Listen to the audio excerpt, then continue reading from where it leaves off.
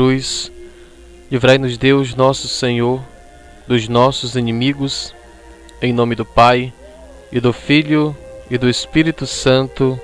Amém. Louvado seja nosso Senhor Jesus Cristo e sua Mãe Maria Santíssima, para sempre sejam louvados. A paz de Cristo a vocês, meus irmãos e irmãs, que nos acompanham aqui pelo canal Sobrenatural Católico. Neste vídeo, vamos falar um pouco sobre a vida sobrenatural de Santo Antão Abade. Para tanto, vamos fazer uma breve análise geral da vida deste grande santo. Santo Antão é também conhecido por Santo Antônio do Egito, Santo Antônio o Grande, Santo Antônio Abade ou ainda Santo Antão o Eremita. Pai do monaquismo cristão, Santo Antão nasceu no Egito em 251 e faleceu em 356, e viveu mais de 100 anos, mas a qualidade é maior do que a quantidade de tempo de sua vida, pois viveu com uma qualidade de vida santa que só Cristo podia lhe dar. Com apenas 20 anos, Santo Antão havia perdido os pais. Ficou órfão com muitos bens materiais, mas o maior bem que os pais lhe deixaram foi uma educação cristã. Ao entrar numa igreja, ele ouviu a proclamação da palavra e se colocou no lugar daquele jovem rico, o qual Cristo chamava para deixar tudo e segui-lo na radicalidade. Antão vendeu parte de seus bens, garantiu a formação de sua irmã, a qual entrou para uma vida religiosa. Enfim, Santo Antão foi passo a passo buscando a vontade do Senhor. Antão deparou-se com outra palavra de Deus em sua vida. Não vos preocupeis, pois, com o dia de amanhã. O dia de amanhã terá as suas preocupações próprias.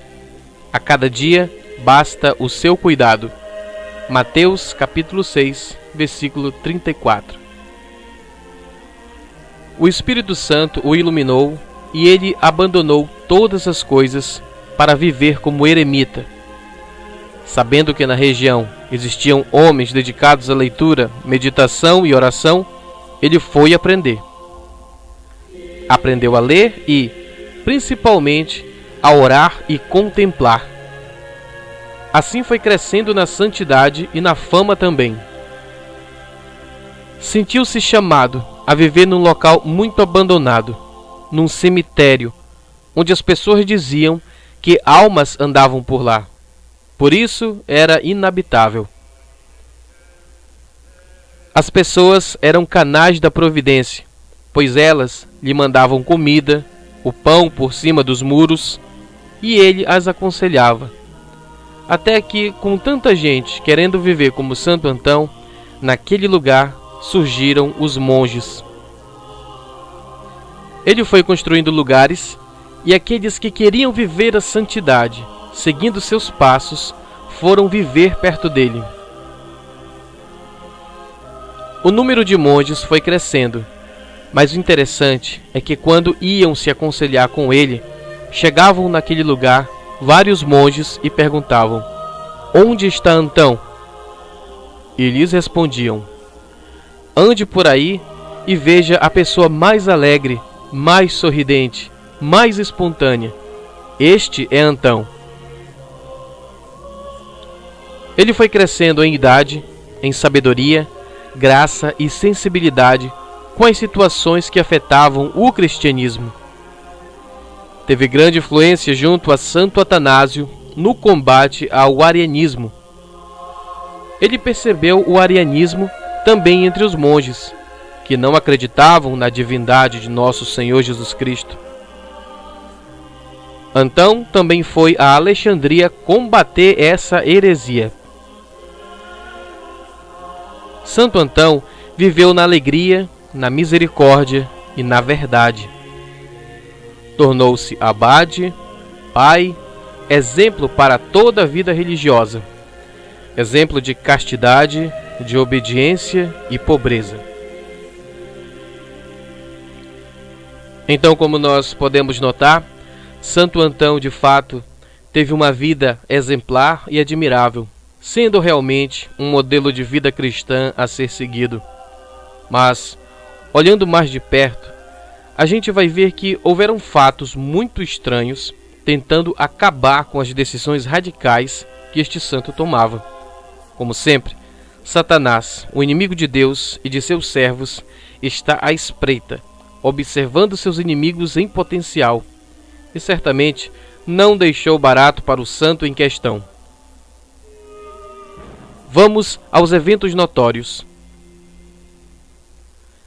Na época em que Antão resolveu levar a vida de eremita, havia no Egito enormes sepulcros abandonados, que eram como cavernas que podiam até oferecer um abrigo a quem não tivesse onde morar. Nesta primeira etapa de vida solitária, Antão escolheu um desses sepulcros, dos mais afastados da cidade, e lá se recolheu, depois de pedir a um de seus amigos que, de tempos em tempos, não esquecesse de levar-lhe pão. Nessa caverna, ele foi alvo das maiores e mais terríveis tentações do demônio, de tal maneira que não é possível falar da vida de Antão sem mencionar as tentações de todo tipo que perturbaram sua solidão no deserto. Quando Antão se recolheu em uma daquelas tumbas, seu amigo fechou a entrada por fora e assim ficou dentro sozinho. Certa vez, o demônio o assustou, que ficou lançado no chão, sem fala, pela dor. Afirmava que a dor era tão forte que os golpes não podiam ter sido infligidos por homem algum para causar semelhante tormento.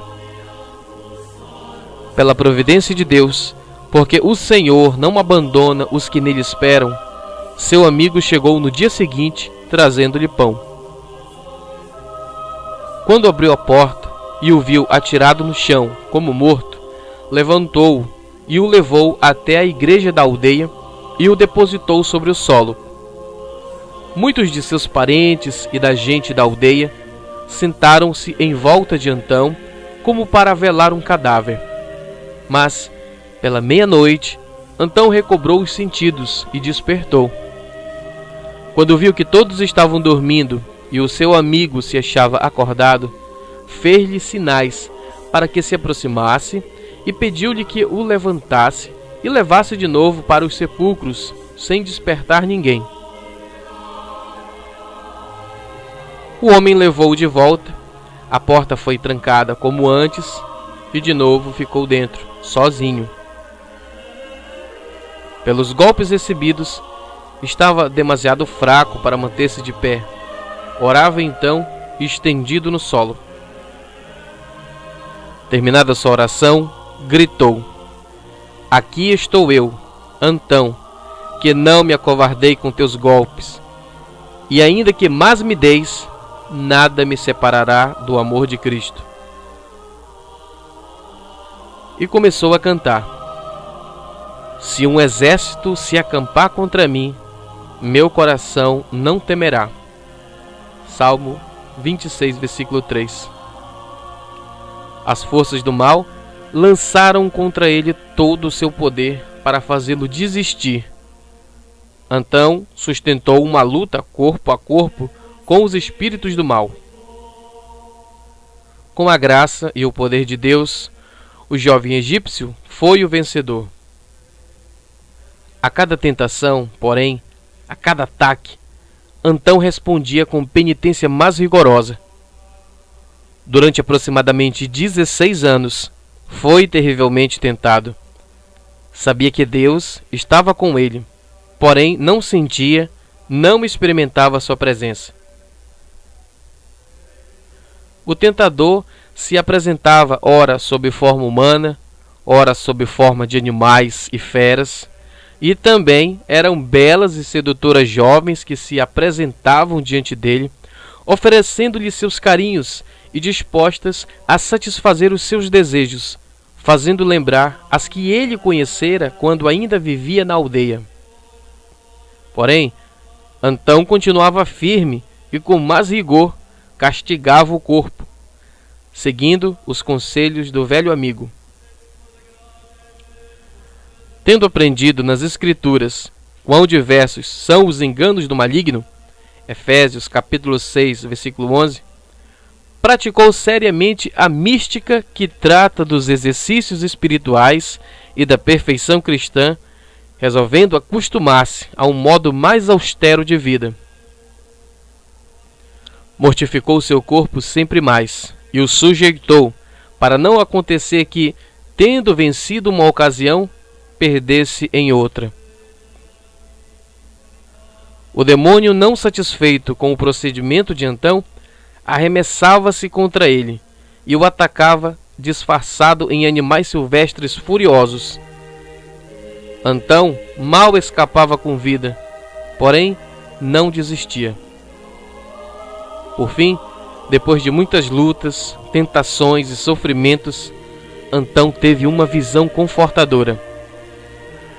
Numa de suas lutas para se libertar de uma investida do tentador, de repente, viu-se cercado por um glorioso esplendor de luz radiante que descia no meio das trevas do túmulo. Erguendo os olhos, viu o teto abrir-se aparentemente, e de súbito ele foi atingido por aquele raio de luz. As tentações cessaram, como se os demônios sumissem apavorados. As dores desapareceram. Logo, Antão compreendeu que, naquele raio de luz, estava o seu Salvador, que vinha libertá-lo. E àquela altura, já calmo e cheio de paz, perguntou: Onde estavas vós, meu Senhor Jesus? Por que não viestes mais cedo para me ajudar? E uma voz saindo da luz respondeu: Eu estava aqui mesmo, Antão, perto de ti todo o tempo. Eu estava ao teu lado e vi a tua luta, mas quis contemplar tua coragem. E desde que enfrentaste com bravura o teu inimigo, sempre haverei de proteger-te, e tu serás famoso em toda a terra. Ouvindo isto, Antão levantou-se, orou e ficou tão fortalecido que sentiu seu corpo mais vigoroso que antes. Tinha por aquele tempo uns 35 anos de idade. De fato, Antão ficou famoso pelos terríveis combates que travou contra o demônio e pelas grandes penitências que se impôs a si mesmo, a fim de vencer aqueles combates, e com justiça ficou conhecido como o Santo da Renúncia. Os milagres atribuídos a Santo Antão. Deus também realizou muitos milagres por meio de Santo Antão. Sempre deu graças ao Senhor e animava os que sofriam a ter paciência e a se aperceberem de que a cura não era prerrogativa dele nem de ninguém, mas de Deus somente, que a opera quando quer e a favor de quem Ele quer. Os que sofriam ficavam satisfeitos, recebendo as palavras do ancião como cura, pois aprendiam a ter paciência e a suportar o sofrimento.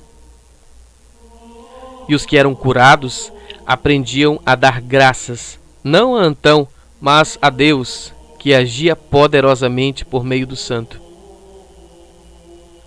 Havia, por exemplo, um homem chamado Frontão. Tinha uma enfermidade horrível, mordia continuamente a língua e sua vista ia se encurtando. Chegou à montanha e pediu a Antão que rogasse por ele. O santo orou e disse logo a Frontão: Vai-te, vai ser curado. Ele, porém, insistiu e ficou durante dias, enquanto Antão prosseguia dizendo-lhe: Não ficarás curado enquanto ficares aqui. Vai-te, e quando chegares ao Egito, verás em ti o milagre. O homem consentiu afinal e foi-se. Ao chegar à vista do Egito, sua enfermidade desapareceu. sarou segundo as instruções que Antão havia recebido do Senhor enquanto orava. Uma menina de Trípoli padecia de uma enfermidade terrível e repugnante, uma infecção apostemada nos olhos, nariz e ouvidos que se transformavam em vermes quando caía no chão. Além disso, tinha o corpo paralisado e seus olhos eram defeituosos. Seus pais ouviram falar de Antão por alguns monges que iam vê-lo, e tendo fé no Senhor que curou a hemorroísa, Mateus capítulo 9, versículo 20, pediram-lhes licença para irem também com sua filha, e eles consentiram. Os pais e a menina ficaram ao pé da montanha com o Panúncio, o confessor e o monge. Os demais subiram, e quando se dispunham a falar-lhe da menina, ele adiantou-se e lhes falou tudo sobre os sofrimentos dela e de como havia feito com eles a viagem. Então, quando lhe perguntaram se essa gente podia subir, não lhes permitiu e disse: podem ir, e se não morreu, vão encontrá-la sã. Não é certamente nenhum mérito meu que ela tenha querido vir a um infeliz como eu. Não, em verdade, sua cura é obra do Salvador, que mostra sua misericórdia em todo lugar aos que o invocam. Neste caso, o Senhor ouviu sua oração e seu amor pelos homens me revelou que curará a enfermidade da menina onde ela está. Em todo caso, o milagre se realizou. Quando desceram, encontraram os pais felizes e a menina em perfeita saúde. Sucedeu também que, quando 2 dos irmãos estavam em viagem para vê-lo, acabou-se-lhes a água. Um morreu e o outro estava a ponto de morrer. Já não tinha forças para andar, mas jazia no chão esperando também a morte. Sentado na montanha, Antão chamou 2 monges que casualmente estavam ali e os compeliu a se apressarem. Tomem um jarro d'água e... Vinham 2, um acaba de morrer, e o outro também morrerá se vocês não se apressarem. Foi-me revelado isto agora na oração. Foram-se os monges, acharam um morto e o enterraram. Ao outro fizeram-no reviver com a água e levaram ao ancião. A distância era de 1 dia de viagem. Agora, se alguém pergunta: por que não falou antes de morrer o outro? Sua pergunta é injustificada. O decreto de morte não passou por Antão, mas por Deus, que a determinou para um enquanto revelava a condição do outro. Quanto a Antão, o admirável é que, enquanto estava na montanha com seu coração tranquilo, mostrou-lhe o Senhor coisas distantes. Noutra ocasião, em que estava sentado na montanha, olhando para cima, viu no ar alguém levado para o alto, entre grande regozijo de outros que lhe saíam ao encontro. Admirando-se de tão grande multidão e pensando quão felizes eram, orou para saber quem podia ser este. De repente, uma voz se dirigiu a ele e dizendo-lhe que era a alma do monge Amon de Nítria, que levou vida ascética até a idade avançada. Pois bem, a distância de Nítria, a montanha onde Antão estava, era de 13 dias de viagem.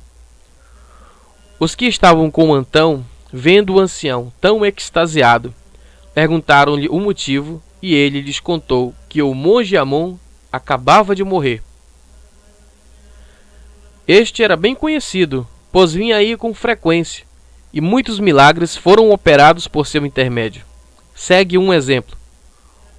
Uma vez, tinha que atravessar o chamado rio Licus, na estação das cheias.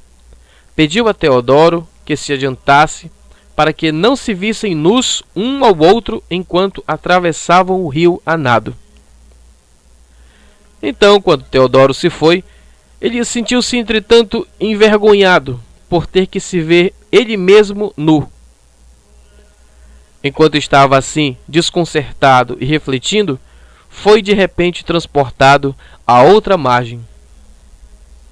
Teodoro também, homem piedoso, saiu da água e, ao ver que o outro chegara antes dele sem se haver molhado, perguntou-lhe como atravessara. Quando viu que não o queria contar, agarrou-se a seus pés, insistindo em que não o soltaria até que lhe dissesse. Notando a determinação de Teodoro, especialmente depois do que lhe disse, insistiu por sua vez para que não o dissesse a ninguém antes de sua morte, e assim lhe revelou ter sido levado e depositado na margem, sobre as águas, uma vez que isto só é possível ao Senhor e àqueles aos quais Ele o permite, como fez no caso do grande apóstolo Pedro. Mateus, capítulo 14, versículo 19. Teodoro relatou isto depois da morte do monge Amon. Os monges aos quais Antão falou sobre a morte do monge Amon anotaram o dia e quando, um mês depois, os irmãos voltaram de Nítria, perguntaram e souberam que Amon havia dormido no mesmo dia e hora em que Antão viu sua alma levada para o alto. E tanto eles como os outros ficaram estupefatos ante a pureza de alma de Antão, que podia saber imediatamente o que se passava há 13 dias antes e que era capaz de ver a alma levada para o alto. Noutra ocasião, o conde Arquelau o encontrou na montanha exterior e pediu-lhe somente que rezasse por Policrácia, a admirável Virgem de Laodiceia, portadora de Cristo. Sofria muito do estômago e das costas devido à sua excessiva austeridade. O seu corpo estava reduzido a grande debilidade. Antão orou, e o conde anotou o dia dessa oração. Ao voltar a Laodiceia, encontrou curada a Virgem. Perguntando quando se havia visto livre de sua debilidade, tirou o papel onde anotara a hora da oração. Quando lhe responderam, imediatamente mostrou a sua anotação no papel, e todos se maravilharam ao reconhecer que o Senhor a havia curado de sua doença no próprio momento em que Antão estava orando e invocando a bondade do Salvador em seu auxílio. Quanto a seus visitantes, predizia frequentemente sua vinda, dias e às vezes um mês antes, indicando o motivo da visita. Alguns vinham só para vê-lo, outros devido a enfermidades, e outros atormentados pelos demônios. E ninguém considerava a viagem por demais enfadonha, ou que fosse tempo perdido. Cada um voltava sentindo que fora ajudado. Ainda que Antão tivesse esses poderes de palavra e visão, no entanto, suplicava que ninguém o admirasse por essa razão, mas admirasse antes ao Senhor, porque Ele ouve a nós, que somos apenas homens, a fim de que possamos conhecê-lo melhor. Noutra ocasião, havia descido de novo para visitar as celas exteriores. Quando convidado a subir a um barco e orar com os monges, só ele percebeu um mau cheiro horrível e sumamente penetrante.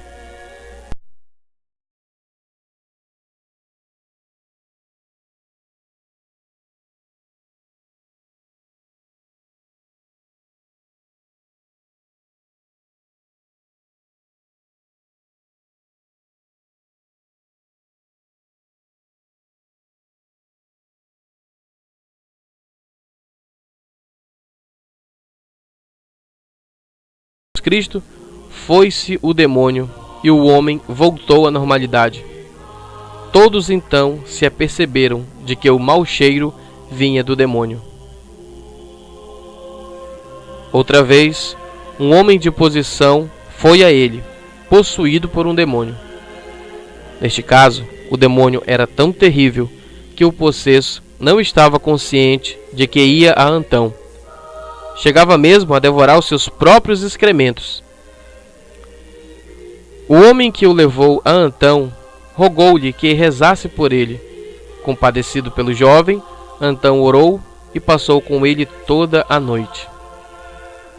Ao amanhecer, o jovem lançou-se de repente sobre Antão e empurrou-o.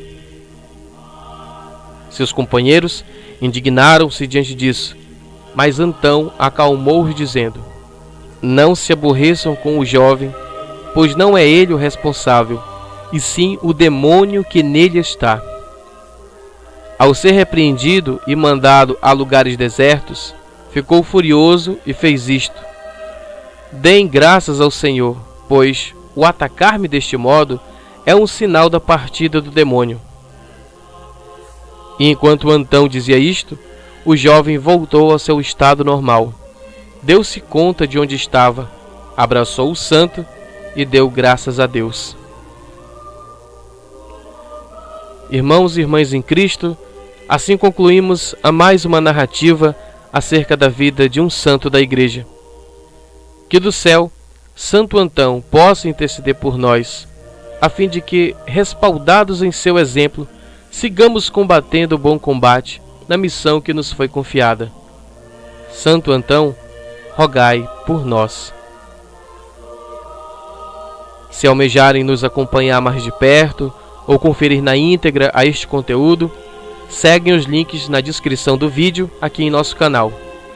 Colaborem conosco nesta missão comum, curtindo nossos vídeos, inscrevendo-se em nosso canal e, se possível, divulgando este veículo de subsídios místicos acerca da Igreja em ambiente virtual. Obrigado pela sua companhia e até o próximo Sobrenatural Católico. Louvado seja nosso Senhor Jesus Cristo, para sempre seja louvado. Estivemos e continuaremos unidos em nome do Pai, do Filho e do Espírito Santo. Amém.